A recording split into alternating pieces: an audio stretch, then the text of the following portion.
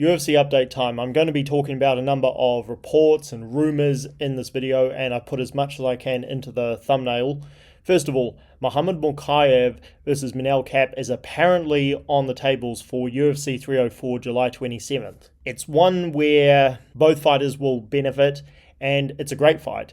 But given what has happened with Manel Kape this year, after what he had last year, which was he was able to get a lot of fans on his side because of what happened with the Kape France situation and the way he handled the press conference with Israel Adesanya going at him. I'm a little bit unsure because he's had injuries and he's also not only failed to make weight, but he didn't really take responsibility for it either. So I'm withholding my excitement, and we need to see if this fight actually happens or not.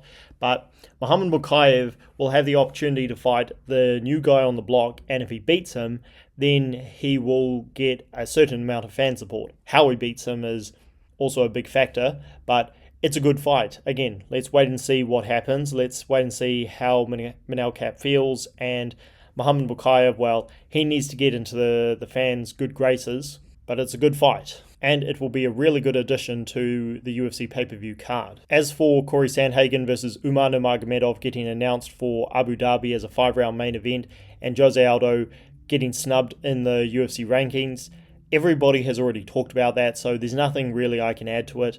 This Colby Covington situation, I really don't know what to make of it, because my initial thoughts was that the UFC would of course want to make a fight between him and Ian Garry, and putting that on a pay-per-view card involving Conor McGregor would be great, because first of all, Ian Garry keeps wanting to replicate McGregor, and Colby Covington goes at everybody. I mean, could you imagine a press conference where he goes at Conor McGregor? I mean, I find Colby Covington cringy at times, but that would be incredibly entertaining. So it made sense to me when Ian Garry was coming out saying that the UFC offered him a fight for the McGregor card, and apparently Colby Covington wasn't taking it. As much as I don't trust Ian Garry, I felt that it sounded plausible. And when I saw these podcasts that Colby Covington has been doing, and he's been saying things like, well, Ian Garry's not really serious. I mean, could you imagine you turn off the comments on your Instagram and you're not letting the fans speak their mind, etc.? I mean, I gave him stipulations.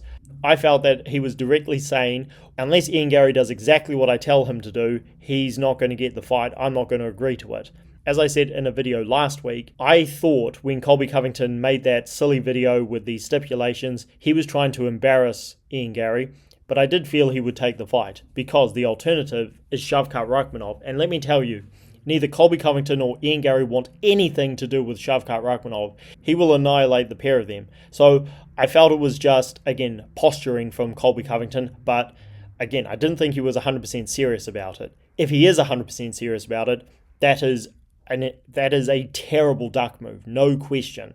And again, I do not trust Ian Garry. I never thought I would actually side with him, but again, I'm objective here, and it sounds like Colby Covington is not being serious, because he's also talking about this, a fight with Khamzat Chimaev. Now, this is absolutely ridiculous, because Khamzat Chimaev has moved up to middleweight, and even if he was open to moving down to welterweight, nobody's going to take him seriously because of how he handled the Nate Diaz situation. And on top of that, Colby Covington was one of the guys saying that Khamzat Chimaev doesn't deserve a fight with him because he missed weight, and he was unapologetic about it. And by the way, I agreed with him. I was very critical of Khamzat Chimaev and how he handled that whole weight miss at UFC 279. Now suddenly he's talking about wanting to have a fight with him when he's going to be fighting the number one contender at middleweight. I mean, come on, what a joke. And he's also talking about potentially fighting Belal Muhammad, that he's open to it. He's been saying that he's not interested in Belal Muhammad because he doesn't bring anything to the table for the last year and a half. So I don't believe this guy. I don't believe Colby Covington. I think he's just gaslighting beyond belief. And we'll wait to see more of what happens, but I am finding it very, very difficult to believe anything that Colby Covington says. Then you have Anthony Smith, who is plain innocent with this whole Alex Pereira situation. He's saying, well, I've never challenged him to anything. And Anthony Smith, it's just gaslighting from him. More and more gaslighting, which he's very good at. And this is the frustrating thing with him, because really he should be happy with that victory. And fans even though it was a terrible move from Vitor Petrino and a beyond amateur move, fans should be giving Anthony Smith his respect because he was a massive underdog. And hey, your opponent makes a dumb mistake and you capitalize on it. That's the aim of the game. But the thing about Anthony Smith is that he has such a big issue when anybody says something remotely critical of him. Like the way he went off at Ryan Spann after winning the fight, and the way he keeps getting on the mic when Vitor Petrino called him out. He says, "I'm no Neil Magny, etc., when you can actually make the case that Neil Magny has a better career than him. In fact, Neil Magny actually does. He has a better resume by comparison in a far more stacked weight division. So Anthony Smith, again, is so critical of anybody who says something not even bad about him, but is just remotely critical of him. He has a little temper tantrum moment. Yet, when he is going at Alex Pereira being critical of him, he wants to play innocent and say, "Oh, well, I don't know why he's getting so upset. I've never done anything to him. I've never said anything bad about him." As much as Anthony Smith is a warrior, and I do respect fighters like that, he makes it very hard for people to like him when he is being so hypocritical about fighters who have achieved much more than him and will go down as one of the best fighters we've ever seen in the sport.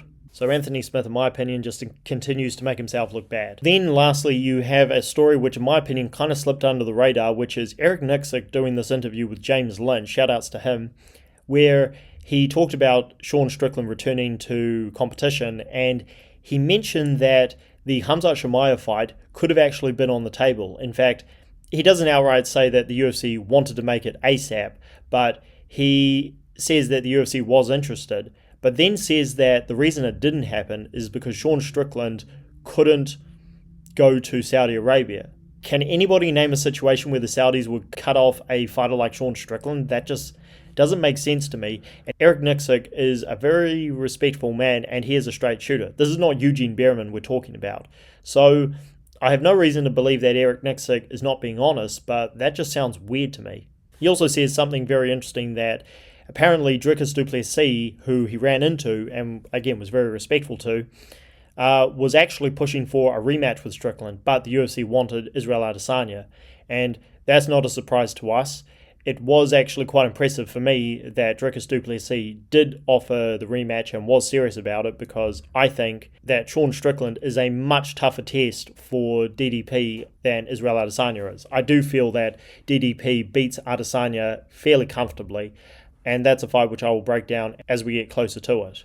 But yeah, Sean Strickland against Khamzat Chimaev, that in my opinion would have been a really good fight, and I was thinking that Sean Strickland against Robert Whittaker made sense because Khamzat Chimaev hasn't earned this position, but he's a hype train, the UFC is behind him. We know the benefit those guys do get, so that wasn't surprising. Again, I do feel that the UFC should have gone with Strickland against Robert Whittaker, but Whittaker against Chimaev is really good, and I hope that Strickland, if he beats Paulo Costa, which I do believe he's going to, should get a fight that will get him to the title shot next, because he has earned that.